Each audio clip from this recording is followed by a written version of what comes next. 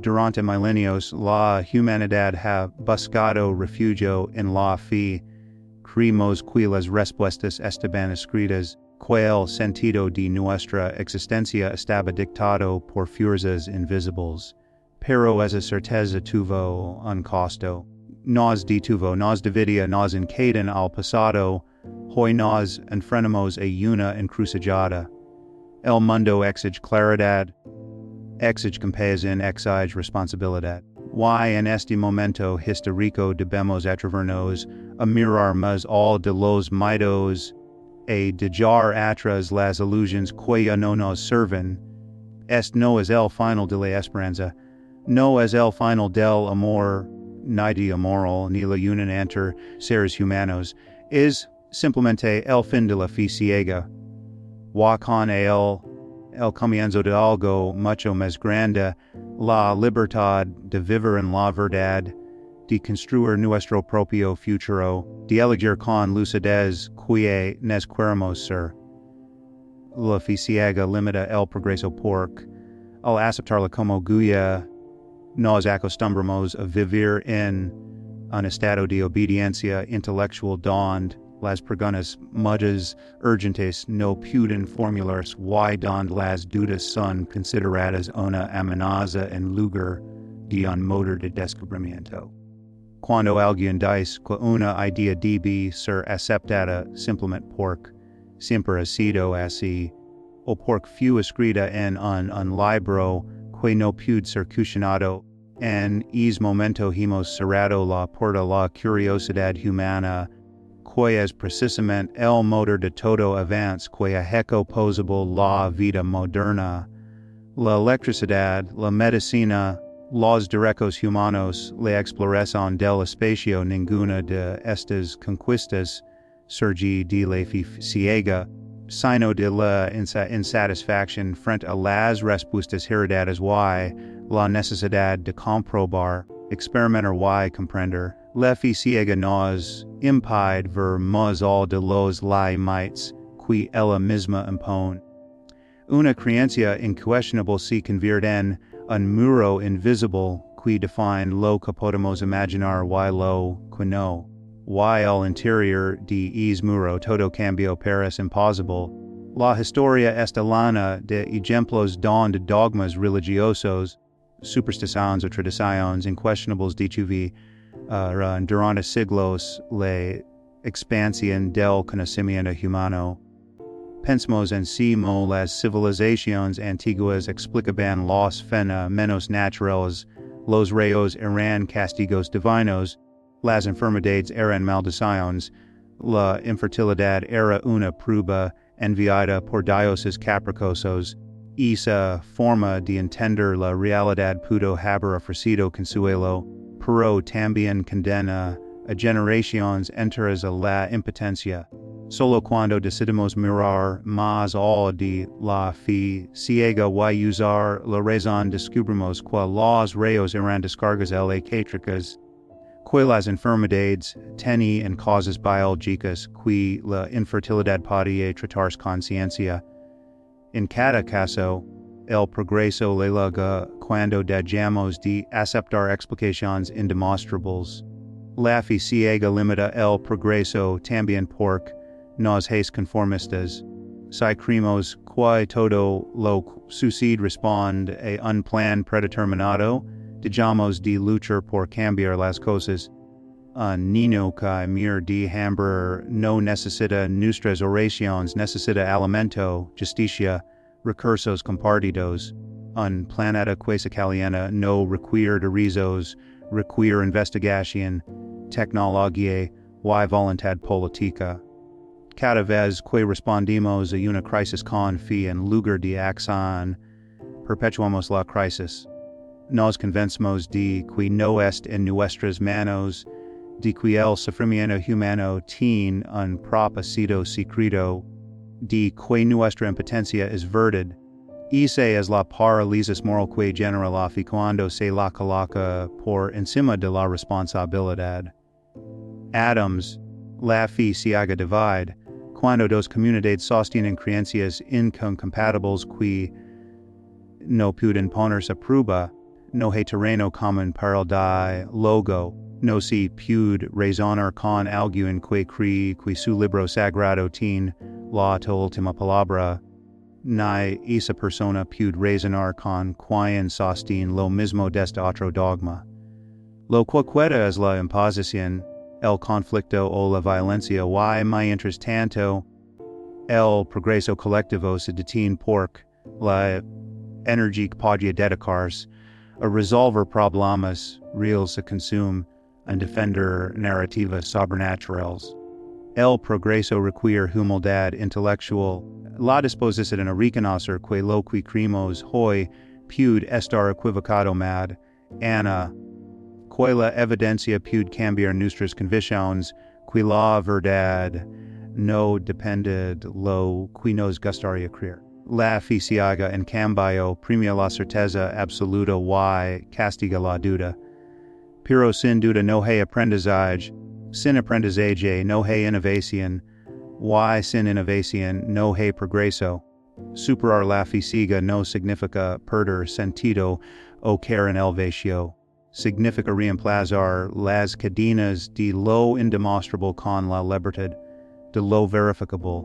Significa vivir en un mundo donde los avances médicos se logran gracias a ensayos clínicos y no a milagros, donde los derechos humanos se fundamentan en la dignidad compartida y no en mandatos divinos, donde la cooperación global responde a la evidencia del cambio climático y no a profecías apocalípticas. Es precisamente esa transición del dogma a la razón, de la obediencia a la investigación, la que ha permitido que nuestra especie supere una y otra vez las barreras que parecen insuperables. La fe ciega limita el progreso porque se aferra al pasado, mientras que el conocimiento ilumina el futuro. La historia nos muestra con claridad que cada paso hacia adelante ha sido un paso fuera de la fe incuestionable y hacia el terreno firme de la duda productiva, la curiosidad y la búsqueda sincera de la verdad. El progreso exige valentía, no para defender lo conocido, sino para explorar lo desconocido.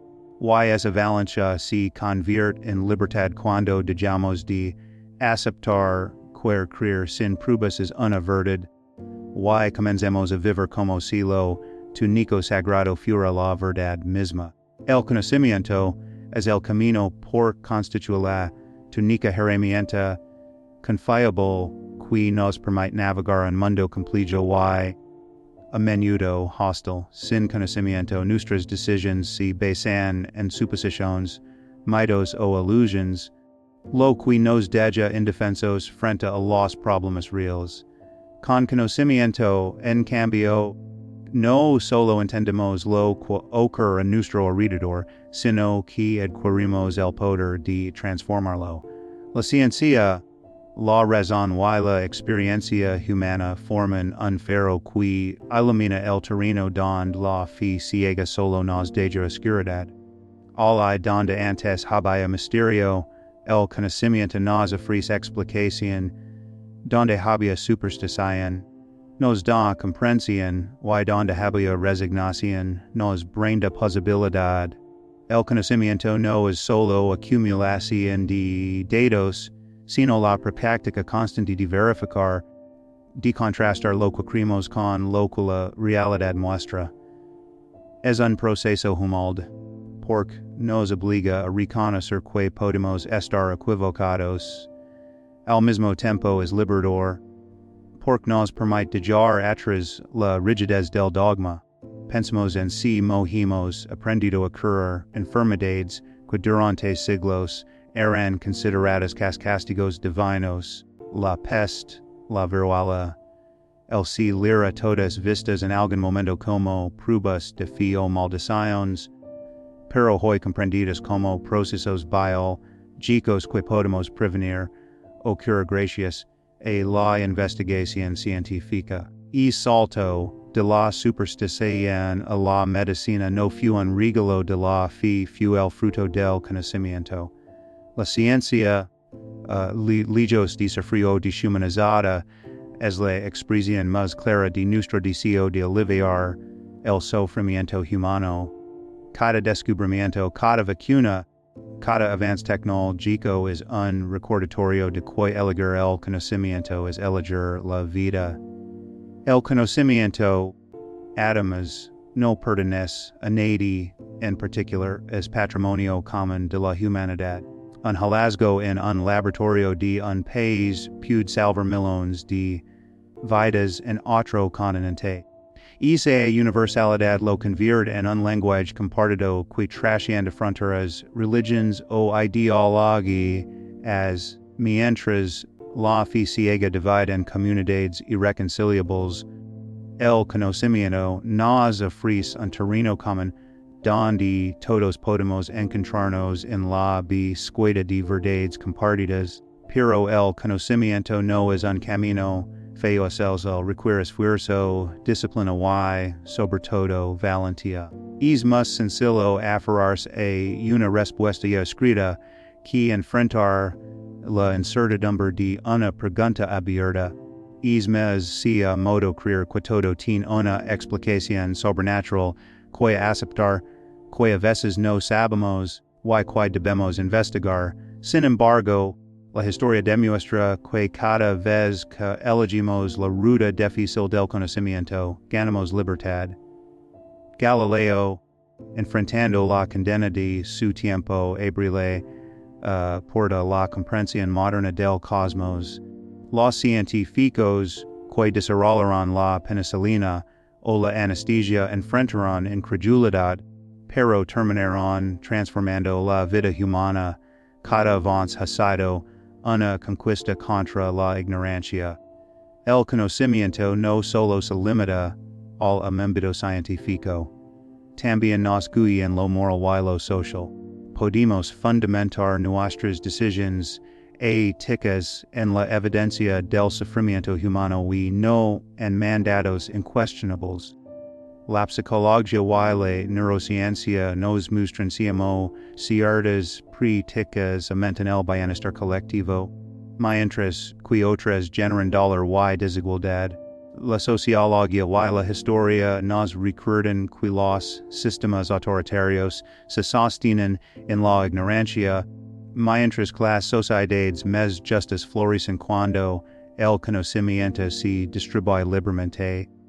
Así, el camino hacia una humanidad más compasiva también pasa por el conocimiento. Aceptar que el conocimiento es el camino significa vivir con una mentalidad abierta. Significa que no importa que queremos saber hoy, siempre hay más por aprender, siempre hay más por descubrir. Esta apertura no nos debilita, al contrario, nos fortalece. Nos da la capacidad de adaptarnos a los cambios, de responder a nuevas amenazas, de reinventarnos como individuos y como especie. Mientras la fe ciega exige fidelidad a lo inmutable, el conocimiento celebra la transformación y la posibilidad de ser diferentes mañana de lo que somos hoy. En última instancia, el conocimiento es el camino porque nos da dignidad. Nos permite no ser safados de lo desconocido, sino exploradores de lo posible. Nos permite dejar de vernos como gigantes en manos de fuerzas invisibles y empezar a reconocernos como agentes de nuestro propio destino. En en sido descubrimos que no necesitamos esperar instrucciones desde lo sobrenatural. Tenemos en nuestras manos, en nuestra inteligencia y en nuestra capacidad de aprender las herramientas para construir un futuro mejor. El conocimiento no promete certezas absolutas, pero ofrece algo infinitamente más valioso, un camino continuo hacia la verdad, la libertad y la plenitud humana. La ética no depende de la fe porque la capacidad de distinguir entre el bien y el mal no nace de mandatos divinos, sino de nuestra naturaleza humana, de nuestra empatía y de la experiencia. compartida de viver en sociedad. Durante siglos, si nos ha dicho que sin fin no habría moral, que solo el miedo a un castigo eterno o la promesa de una recompensa celestial nos mantendría analizados del caos. Sin embargo, la evidencia de nuestra propia historia demuestra lo contrario. Mucho antes de que existieran religiones organizadas, los grupos humanos ya practicaban la cooperación, el cuidado mutuo y el reparto de recursos, porque esas conductas amenaban las posibilidades de supervivencia. La ética no fue un regalo descendido del cielo, sino una construcción humana que evoluciona junto con nosotros. Pedimos verlo con claridad en nuestra vida diaria. Cuando un padre protege su hijo, no lo hace porque tema un castigo sobrenatural, sino porque el amor y la empatía lo impulsan. Cuando ayudamos a un desconocido que sufre, no lo hacemos porque esperamos un lugar en el mesal, sino porque reconocemos en es dolor algo profundamente humano, algo que también podría tocarnos a nosotros. Esta capacidad de reconocer el sufrimiento y responder con compasión es un rasgo biológico, emotional y cultural que no necesita de la fe para existir. La idea de que la moral depende de la fe es peligrosa porque sugiere que, en esencia de creencias religiosas, las personas serían incapaces de actuar con bondad. Pero la realidad es exactamente la opuesta. Los sistemas de fe han justificado atrocidades en nombre de dioses y escrituras, desde guerras santas hasta inquisiciones, desde persecuciones hasta genocidios. Cuando la moral ciega a la fe ciega pierde su capacidad de evolucionar, lo que era aceptable en un texto antiguo se convierte en norma absoluta, incluso cuando contradice nuestro sentido actual de justicia. Es prácticas como la esclavitud, la discriminación de género o el castigo brutal fueron alguna vez defendidas como voluntad divina. Fue solo cuando la razón, la empatía o la experiencia humana se impusieron sobre esos dogmas que podemos avanzar hacia una ética más justa. Una moral basada en la fe también por el rasgo de ser excluyente. Si la bondad depende de creer en ciertos dogmas, entonces quienes no creen, quod nodum tecament fuera del se raculo moral. Esto ha alimentado divisions interminables, los fieles contra los infieles, los puros contra los herejes. Pero si reconocemos que la ética surge de la experiencia humana compartida, entonces el se raculo se abre para incluir a todos, sin importar sus creencias. La dignidad no depende de la religión, sino del hecho de ser humano. La ciencia moderna nos ayuda a comprender si como la moral puede construirse sin fe. La neurociencia muestra que la empatía está inscrita en nuestro cerebro, en redes neuronales que nos permiten sentir el dolor ajeno como propio. La psicología demuestra que la cooperación y la justicia aumentan el bienestar colectivo.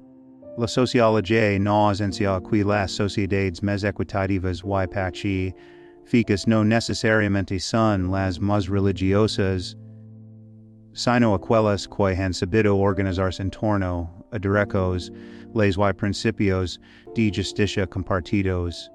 Estos descubrimientos refuerzan la idea de que la moral no depende de la fe, sino de la razón. La empatía y la evidencia, entender la ética como independiente de la fe no significa rechazar las tradiciones culturales que han surgido de religiones. Significa reconocer que su valor no radica en la autoridad divina, sino en su capacidad de mejorar la vida humana. Un mandamiento que nos invita a no matar o a no robar no es valioso porque provenga de lo sagrado, Sano porker prodige la convivencia y el bienestar de todos. Y si mañana descubrimos nuevas formas de reducir el sufrimiento humano, no necesitamos esperar a que estén escritas en algún libro antiguo para adoptarlas como parte de nuestra ética. La verdadera fuerza de una moral secular es que está abierta a la revisión constante. No se trata de obedecer reglas eternas, sino de preguntarnos una y otra vez, ¿cómo podemos reducir el dolor y aumentar el bienestar? Esa flexibilidad nos permite corregir errores, abandonar prejuicios y adaptarnos a nuevas realidades. Nos obliga a asumir responsabilidad, porque no podemos justificar nuestras acciones con la excusa de cumplir órdenes superiores. Si decidimos hacer daño, es nuestra decisión y nuestra culpa. Si decidimos ayudar, es nuestro mérito y nuestra humanidad. La ética no depende de la fe, y en reconocerlo encontramos un poder inmenso.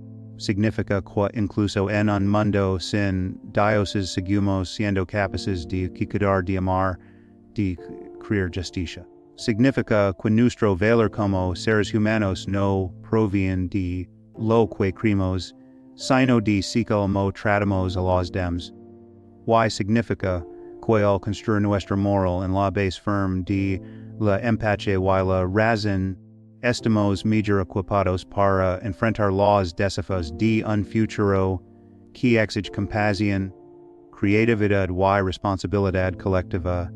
El fin de la fe es el inicio de la responsabilidad porque, al dejar de atribuir nuestros actos y nuestras circunstancias a fuerzas invisibles, ya no tenemos un refugio donde esconder nuestras decisiones.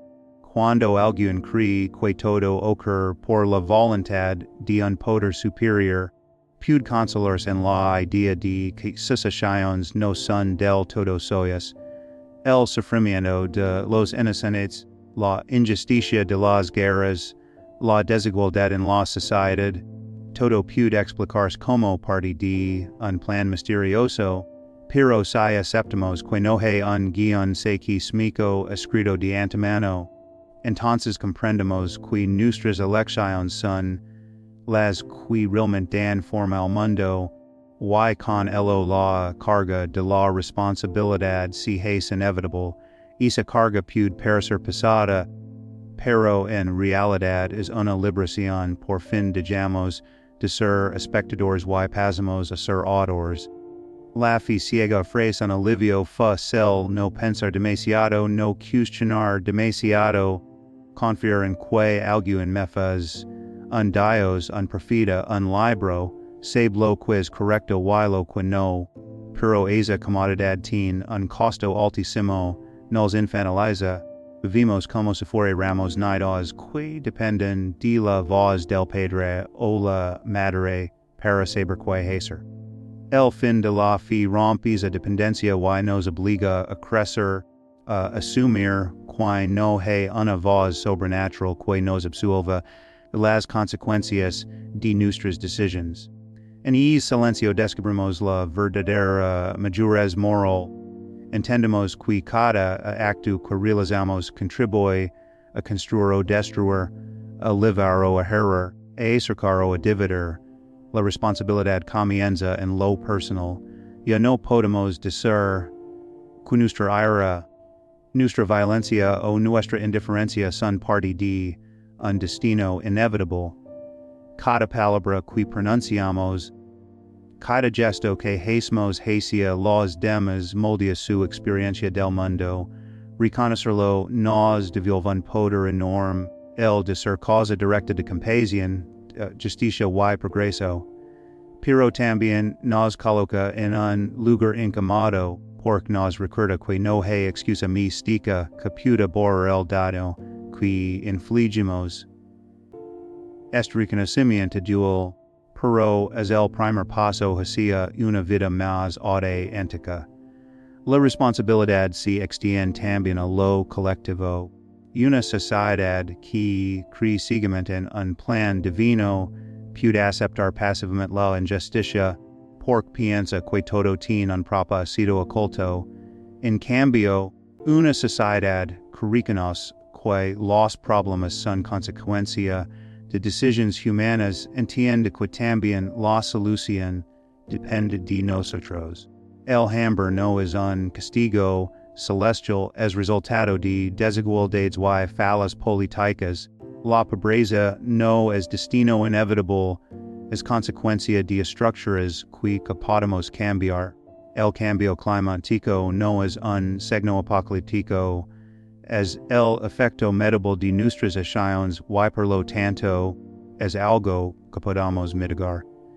Es despertarnos cuida la excusa si comoda pero nos entrega las llaves del futuro. Asumir la responsabilidad también significa aceptar la incertidumbre. Ya no tenemos un manual sagrado que nos diga que ser en cada situación, ni podemos confiar en que una autoridad externa resuelva la complejidad moral de la vida. Tenemos que pensar, dialogar, investigar, equivocarnos y corregirnos, pero es preciso, aunque difícil, es lo que nos permite construir sistemas más justos, más humanas y comunidades más libres. Una moral basada en la responsabilidad no es perfecta ni inmutable, pero es dinámica y honesta, porque se enfrenta a la realidad en lugar de ir hacia la comodidad del dogma.